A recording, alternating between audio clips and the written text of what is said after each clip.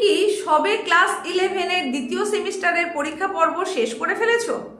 তাহলে এবার প্রস্তুতি আবার তোমাকে শুরু করে দিতে হবে ক্লাস 12-এর থার্ড সেমিস্টারের জন্য।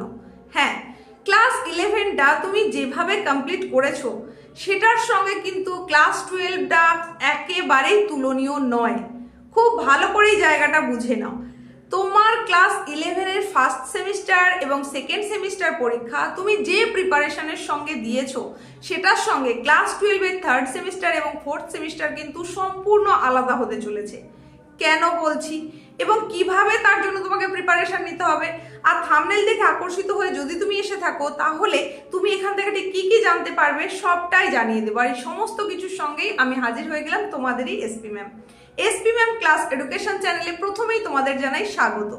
তোমরা যারা নবাগত ক্লাস 12 অর্থাৎ 2027-এ তোমরা যারা উচ্চ মাধ্যমিক পরীক্ষা দেবে তোমাদের জন্য আজকে এই নতুন উপস্থাপনাটা নিয়ে চলে এসেছি। আজকের উপস্থাপনার বিষয়বস্তু থাম্বনেল দেখে তোমরা বুঝে গেছো। হ্যাঁ, তোমাদের যদি ভূগোল বিষয়টা থেকে থাকে, ক্লাস 11-এ ভূগোল ছিল, তাহলে ক্লাস 12-এ তোমাদের এই ভূগোল বিষয়ের সিলেবাসটা কি রয়েছে থার্ড সেমিস্টারের জন্য সেটাই কিন্তু এখন জানিয়ে দেব। সেখানে তোমাদের কোথা থেকে কত নম্বরের প্রশ্ন আসবে, প্রশ্নের ধরন ধারণ কেমন হবে, সমস্তটাই জানিয়ে দেব। আর যেটা বলছিলাম, ক্লাস 11-এর সঙ্গে ক্লাস 12-কে কিন্তু গুলিয়ে ফেললে হবে না। ভালো করে তুমি একটু মনে করে দেখো তো, এই ক্লাস 11-এ সত্যিই কি সেইভাবে এফোর্ট দিয়ে তুমি পড়াশোনা করেছো? ফার্স্ট সেমিস্টারের ক্ষেত্রেই বলো বা এই সেকেন্ড সেমিস্টার যেটা তুমি সবে কমপ্লিট করলে সেটার ক্ষেত্রেই বলো, একেবারেই কিন্তু নয়। তার কারণ এটা স্কুলের নির্ধারিত প্রশ্নে তোমাকে পরীক্ষাটা দিতে হয়েছে দুটোর ক্ষেত্রে, দুটো সেমিস্টারের ক্ষেত্রেই, এবং স্কুল টোটাল পরীক্ষা পদ্ধতিটা পরিচালনা করেছে। সেখানে কি হয়েছে, তোমাদের কতদূর পড়ানো হয়েছিল বা কিরকম প্রিপারেশন বা কিরকম তোমাদের মানদণ্ড, তার উপর নির্ভর করে প্রশ্নপত্র সেট করা হয়েছিল এবং তার উপরে কিন্তু তোমরা পরীক্ষা দিয়েছো। এমনকি পরীক্ষার হলেও হয়তো বন্ধু বান্ধবীদের থেকে সাহায্য পেয়েছো বা নানান কিছু হতে পারে। কিন্তু এই যে টোটাল চিত্রটা ক্লাস 11-এ তুমি জেনেছো, এর সঙ্গে 12-এ কিন্তু তুমি কোনো কিছুই মিল পাবে না। কারণ কি? কারণ ক্লাস 12-এও তোমাকে দিতে হবে দুটো সেমিস্টার, একটা থার্ড সেমিস্টার একটা ফোর্থ সেমিস্টার।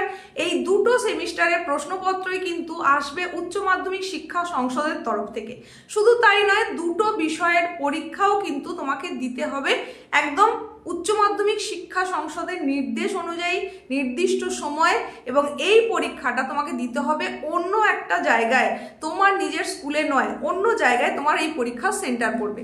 মানে দুটো পরীক্ষার জন্যই কিন্তু সেন্টারটা আলাদা হবে, তোমার স্কুলে তো একেবারেই নয়। সেক্ষেত্রে দুটো পরীক্ষার একই সেন্টার হতে পারে, আবার দুটো আলাদা আলাদা সেন্টারেও কিন্তু তোমাদের পরীক্ষা হতে পারে। সুতরাং বুঝতেই পারছো, একটা তোমার মাধ্যমিকের সময় যে ফিলিংসটা ছিল সেটা কিন্তু এবার আসতে চলেছে। হ্যাঁ, ঠিক সেই রকমই একটা ভাইবস কিন্তু তুমি পাবে। মাধ্যমিকের সময়তেও তোমাকে অন্য স্কুলে পরীক্ষা দিতে যেতে হয়েছিল, অন্য জায়গায় সেন্টার পড়েছিল।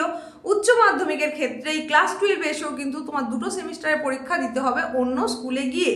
তাছাড়া বোর্ডের তৈরি প্রশ্নপত্র মানে টোটাল সিলেবাস কিন্তু তোমাকে কমপ্লিট করতে হবে। প্রত্যেকটা বিষয়ের জন্য যা যা সিলেবাস থাকবে সমস্তটাই কমপ্লিট করতে হবে, সেখানে কোথাও বাদছাঁট হলে হবে না। স্কুলে যেমন ক্লাস 11-এ তোমাকে বলে দেওয়া হয়েছিল এই জায়গা থেকে এই জায়গার মধ্যে প্রশ্ন হবে বা কিছু, সেরকম কিন্তু এখানে হওয়া সম্ভব নয়। তাই একেবারে শুরুর থেকেই, মানে সবে যখন তুমি ক্লাস 11-এর পরীক্ষা শেষ করেছো সেকেন্ড সেমিস্টারে, ঠিক এই মুহূর্ত থেকেই শুরু করে দাও ক্লাস 12-এর থার্ড সেমিস্টারের প্রস্তুতি। তার কারণ সেমিস্টার পদ্ধতিতে পরীক্ষা, 6 মাস অন্তর পরীক্ষা, আর এটা 6 মাস শুনতে লাগলেও আদপে কিন্তু তুমি 6 মাসটা পাবে না। নানান কিছুর মধ্যে দিয়ে যেতে যেতেই তুমি দেখবে যে 5 মাসের মধ্যেই হয়তো তোমাকে তোমার এই পরীক্ষাটা দিতে হচ্ছে। তাহলে যেহেতু সময় কম, সিলেবাস কিন্তু অনেক বেশি, প্রত্যেকটা বিষয়ের জন্যই সিলেবাস অনেক বেশি, সেই কারণেই বলবো অতি অবশ্যই এখন থেকে প্রিপারেশন নিতে থাকো। আর তোমাদের যাদের যাদের ভূগোল বিষয় রয়েছে সেখানে তো সত্যিই সিলেবাস অনেকই বেশি। ক্লাস 11-এ তোমরা মোটামুটি একটা সিলেবাস সম্পর্কে আইডিয়া পেয়েছিলে, তো তার থেকেও অনেকটা বেশিই বলা যায় এই ক্লাস 12-এ এসে কিন্তু তোমাকে পড়তে হচ্ছে। কি কি রয়েছে তোমাদের সিলেবাসে তারই একটা সম্যক ধারণা এখন দিতে চলেছি, সেটা শুনে নিলেই মোটামুটি তুমি বুঝে যাবে যে ঠিক কি হতে চলেছে বা কিভাবে তোমাকে প্রিপারেশন নিতে হবে বা থার্ড সেমিস্টারে আসলে আছেটা কি। দেখো, তার জন্য আমি এখানে একটা বোর্ড ওয়ার্ক করেছি, এটা তোমরা ফলো করো, আশা করছি বুঝতে পারবে। দেখো, ক্লাস 12 থার্ড সেমিস্টার, এটার প্রস্তুতি তুমি নিচ্ছ কোন বিষয়ের জন্য? না ভূগোল, জিওগ্রাফি বিষয়ের জন্য। এখানে টোটাল সিলেবাসটা বলার আগে তোমাকে বলি, এই থার্ড সেমিস্টারের যে কোশ্চেন প্যাটার্ন সেটা কিরকম হবে? সেটা হবে এমসিকিউ প্যাটার্ন। তোমরা ক্লাস 11-এ অলরেডি জেনে গেছো যে এমসিকিউ প্যাটার্ন মানেই সেখানে শুধু সঠিক উত্তর নির্বাচন করো, একটা প্রশ্নের নিরিখে 4টে অপশন দেওয়া থাকবে, সেটাই তোমাকে করতে হবে, এরকম নয়। মানে 4টের নিরিখে একটা বাঁচতে হবে ঠিকই, কিন্তু সেখানে বিভিন্ন টাইপসের কোশ্চেন হবে।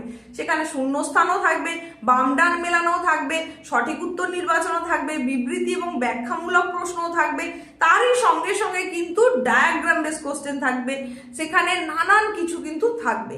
তো এই যে 7 ধরনের কোশ্চেনের প্যাটার্ন সেটা তোমরা অলরেডি জেনে গেছো। 12-এর থার্ড সেমিস্টারে ওই একই ধরনের জিনিস কিন্তু তোমার থাকছে এখানে, মানে ওই 7 ধরনের প্রশ্ন কিন্তু এখানে থাকবে, যার পূর্ণ মান কত? সেটা হচ্ছে 35 নম্বর। যেহেতু ভূগোল বিষয়টা একটা প্র্যাকটিক্যাল বেসড সাবজেক্ট, তাই সেখানে তোমাকে 35 নম্বরের পরীক্ষা দিতে হবে। আর কি আছে? এই পরীক্ষার জন্য তুমি কতটা টাইম পাবে? সেখানে টাইম পাবে 1 ঘন্টা 15 মিনিট। তাহলে 35 মিনিটের পরীক্ষা তোমাকে দিতে হবে 1 ঘন্টা 15 মিনিটে। থার্ড সেমিস্টারে হবে 35 নম্বরের পরীক্ষা, ফোর্থ সেমিস্টারে হবে 35 নম্বরের পরীক্ষা, মিলে হয়ে গেল 70, আর প্র্যাকটিক্যাল দিতে হবে 30 নম্বর। এইভাবে টোটাল 100 নম্বরের ওপরে তোমার চূড়ান্ত মূল্যায়ন হবে 2027-এ গিয়ে উচ্চ মাধ্যমিকের জন্য।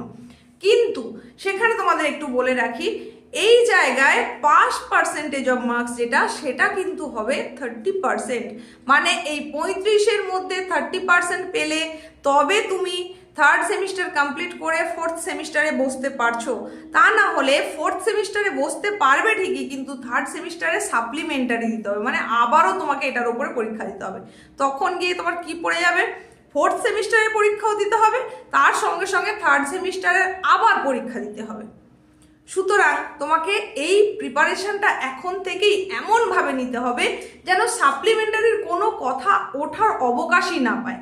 মানে 35-এর মধ্যে 10.5 পেতে হবে, তবে তুমি উত্তীর্ণ হবে। সুতরাং এখন থেকেই তোমাকে টেক্সট বইটা এমনভাবে খুঁটিয়ে পড়তে হবে, 10.5 কেন 30 অ্যান্ড অ্যাভাব যেন পেতে পারো। ভূগোলে নম্বর পাওয়াটা কিন্তু খুব বেশি কঠিন নয়, তবে সেখানে ডেডিকেটেড থাকতে হবে তোমাকে। তোমার ডেডিকেশনটা যেমন হবে সেই অনুযায়ী তুমি ফল পাবে। এখন এবার চলে যাই যে তোমাদের সিলেবাসটা কি আছে, এবার একটু দেখে নাও। দেখো, তোমাদের ক্লাস 11-এ যেমন ছিল সেখানে part A, part B, part C ছিল, ক্লাস 12-এর ক্ষেত্রেও ঠিক same part A, part B এবং পার্ট সি রয়েছে। পার্ট এ মানে কি আছে? সেখানে আছে প্রাকৃতিক ভূগোলের মৌলিক বিষয়সমূহ, অর্থাৎ প্রাকৃতিক ভূগোল, এটাই থাকছে পার্ট এতে। পার্ট বিতে কি থাকছে? হিউম্যান জিওগ্রাফি বা মানবীয় ভূগোল থাকছে। আর পার্ট সিতে কি থাকছে? ভারতের ভূগোল। এই হচ্ছে 3টে পার্ট থাকছে। এই 3টে পার্ট থেকে কিভাবে প্রশ্নগুলো আসবে? প্রশ্নগুলো তোমাদের আসবে পার্ট এ অর্থাৎ প্রাকৃতিক ভূগোল থেকে আসবে 15 নম্বরের, আর পার্ট বি অর্থাৎ মানবীয় ভূগোল থেকে থাকবে 10 নম্বরের, এবং পার্ট সি অর্থাৎ ভারতের ভূগোল থেকে আসবে কত? 10 নম্বরের। এইভাবে টোটাল দেখো 15, 10, 10 মানে 35 নম্বরের প্রশ্ন। এই 35 নম্বরের প্রশ্নের জন্য 3টে পার্ট যেমন রয়েছে, এই 3টে পার্টের মধ্যে মোট ইউনিট কটা রয়েছে? না, সেখানে মোট ইউনিট রয়েছে 13টা। খুব ভালো করে বুঝে নাও। পার্ট এ, যেটাকে আমরা বলছি প্রাকৃতিক ভূগোলের মৌলিক বিষয়সমূহ, সেখানেই রয়েছে 5টা ইউনিট। এই 5টা ইউনিট কি কি সেটা আমি এখানে লিখে দিয়েছি, দেখে নাও। প্রথমেই আছে ভূগাঠনিক প্রক্রিয়া, অর্থাৎ যেটাকে বলা হচ্ছে জিওটেকটনিক। তারপরে আছে জিওমরফিক প্রসেস বা ভূমিরূপ গঠনকারী প্রক্রিয়া বা ভূগঠনকারী প্রক্রিয়া। তারপরে রয়েছে তোমাদের ক্লাইমেট অর্থাৎ জলবায়ু। তারপরে রয়েছে হাইড্রোস্ফিয়ার অর্থাৎ বায়ুমণ্ডল। আর তারপরে রয়েছে বায়োস্ফিয়ার বা জীবমণ্ডল। এই 5টা ইউনিট রয়েছে শুধুমাত্র প্রাকৃতিক ভূগোল থেকে। আর পার্ট বি, যেটা মোটামুটি ছোট একটা পোর্শন, এখানে 2টো ইউনিট রয়েছে। একটা হচ্ছে পপুলেশন অর্থাৎ জনসংখ্যা, আর একটা রয়েছে সেটেলমেন্ট বা জনবসতি। এই হয়ে গেল আমাদের মানবীয় ভূগোল। আর এরপরে পার্ট সি পোর্শন, এই পার্ট সিতে কিন্তু ইউনিট রয়েছে 6টা। হ্যাঁ, এই 6টা ইউনিটে কি কি রয়েছে? না, প্রথম ইউনিটে রয়েছে ভারতের জনসংখ্যা, দ্বিতীয় ইউনিটে রয়েছে জল সম্পদ, তৃতীয় ইউনিটে রয়েছে খনিজ ও শক্তি সম্পদ, চতুর্থ ইউনিটে রয়েছে কৃষিকাজ, পঞ্চম ইউনিটে রয়েছে পরিবহন ও যোগাযোগ, আর 6 নম্বর ইউনিটে রয়েছে বাণিজ্য ও অর্থনীতি। এই মিলিয়ে মোট হচ্ছে 13টা ইউনিট, মানে পার্ট এতে 5টা, পার্ট বিতে 2টো, পার্ট সিতে 6টা, এই মিলিয়ে টোটাল 13টা ইউনিট রয়েছে। সেই 13টা ইউনিটের ওপরে এমসিকিউ প্যাটার্নের কোশ্চেন কিন্তু হবে। এইবার এই জায়গায় তোমাদের একটু বলে রাখি, তোমাদের পার্ট এ পোর্শনের যে অংশগুলো রয়েছে সেগুলো কিন্তু তোমরা এখন থেকে একটু করে অভ্যেস করতে থাকো। তুমি যদি নিয়মিত একটু করে অভ্যেস করো তাহলে কিন্তু তোমার কোনো চাপ বলে তুমি বুঝতেই পারবে না, অনেকটা সিলেবাস ইজিলি তুমি কমপ্লিট করে নিতে পারবে। কিন্তু এখন থেকে যদি তোমরা গড়িমসি করতে থাকো তাহলে শেষে গিয়ে কিন্তু কুল পাবে না, কারণ এমসিকিউ প্যাটার্নের প্রশ্ন মানে বহু হাজার হাজার প্রশ্ন হওয়া সম্ভব তোমাদের যে সিলেবাস রয়েছে সেখান থেকে। তোমরা দেখবে বাজার চলতি প্রচুর বই তোমরা দেখতে পাবে যেখানে এমসিকিউ প্রশ্নে মানে ঠাসা, তুমি কতগুলো মনে রাখবে। তার জন্যই অতি অবশ্যই তোমাকে তোমার টেক্সট বুকটা খুব ভালো করে খুঁটিয়ে পড়তে হবে। এইবার কোন টেক্সট বইটা তোমার জন্য ভালো হবে সেটা যদি জানতে চাও তাহলে তুমি অতি অবশ্যই কমেন্ট সেকশনে সেটা লিখে জানাতে পারো। তোমাদের কমেন্টের ভিত্তিতে নেক্সট উপস্থাপনায় সেটা জানিয়ে দেবো। তারই সঙ্গে সঙ্গে বলি, তোমাদের এই যে থার্ড সেমিস্টারের টোটাল সিলেবাস, এই সিলেবাসের ওপরে বহু ক্লাস কিন্তু অলরেডি চ্যানেলে আপলোড আছে। তার প্লেলিস্টের লিঙ্ক এই ডেসক্রিপশন বক্সে, মানে আজকের ভিডিওর ডেসক্রিপশন বক্সে দিয়ে দেবো। তোমরা লিঙ্কে ক্লিক করে চাইলে সেই ভিডিওগুলো দেখে নিতে পারো। আশা করছি সেই ভিডিওগুলো দেখে নিলে তোমাদের কনসেপ্ট অনেকটা ক্লিয়ার হয়ে যাবে। তারপরে যদি তোমরা একটু করে পড়ে নাও খুব ইজি হয়ে যাবে তোমাদের কাছে ব্যাপারগুলো। তো এরপরেও যদি তোমাদের আরো কিছু জানার থাকে বা জানানোর থাকে সেটাও তুমি কমেন্টে জানাতে পারো। আর যদি তুমি চ্যানেলে প্রথম এসে থাকো তাহলে বলবো এই ধরনের গুরুত্বপূর্ণ উপস্থাপনা পেতে অবশ্যই চ্যানেলটাকে সাবস্ক্রাইব করো, আর পাশে থাকা নোটিফিকেশন বেল আইকনটাকে কিন্তু অতি অবশ্যই অল করে দাও। এই ভিডিওটা চলাকালীন সময়তে যদি হাইপ পয়েন্ট এসে যায় তাহলে অতি অবশ্যই হাইপ পয়েন্টটাও দিয়ে দাও। আর তোমার বন্ধুদেরকে সাহায্য করার জন্য এই উপস্থাপনাটা প্রচুর পরিমাণে শেয়ার করে দাও। তোমার নিজের যদি এটা ভালো লেগে থাকে তাহলে অতি অবশ্যই একটা ছোট্ট লাইক করে দাও। তোমার একটা ছোট্ট লাইক আমাকে পরবর্তী উপস্থাপনাটা নিয়ে আসতে আরো বেশি অনুপ্রাণিত করবে।